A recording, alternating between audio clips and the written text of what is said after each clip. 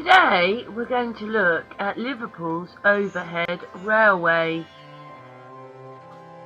It says that it was the first electric elevated railway in the world. It was built in 1893 to ease congestion along 7 miles of Liverpool's docks. It was also marketed as a tourist attraction as it provided amazing views of the dock, the shipping and transatlantic liners on the River Mersey. It was fondly known as the Docker's umbrella as it provided shelter from the rain. Yeah, it's very interesting. Such a shame it's gone, isn't it? Obviously it's mentioned here as in the Lumet brothers and all to do with the museum, but I don't think there's much of it left now, which is such a shame. As it was the first one in the world, you would have thought that they would have kept it, but they love to destroy things, don't they? This is footage of the world's first elevated electric railway, created in one of Britain's busiest port cities to solve a growing problem. It ran for 11 kilometres and carried around 20 million passengers every year. And it was a high-tech solution to an age-old problem, and set the standard for elevated railways around the world. So where did it go, and why did they get rid of it? It says when you're reading about it that it got bombed in the Second World War, and the maintenance cost meant that it was too much to keep it going. But if it was there to alleviate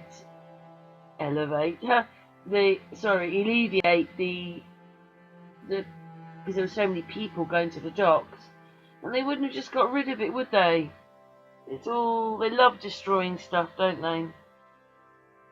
It's such a shame. It was the first electric elevated railway, probably the first electric train. So why would they, destroy it? But they just love destroying.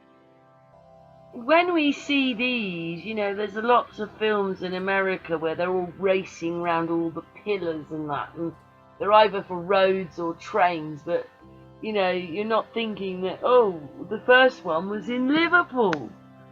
Yeah? So you're always thinking of America and all the films, but the first one was in Liverpool.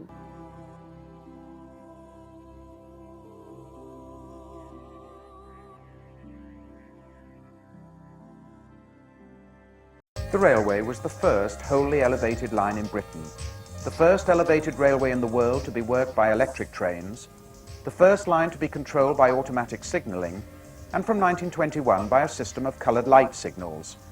And it is also credited with installing one of the first escalators at a railway station. It opened to the public on March the 6th, 1893, over the 5-mile section from Alexandra in the north through the city centre to Herculaneum in the south.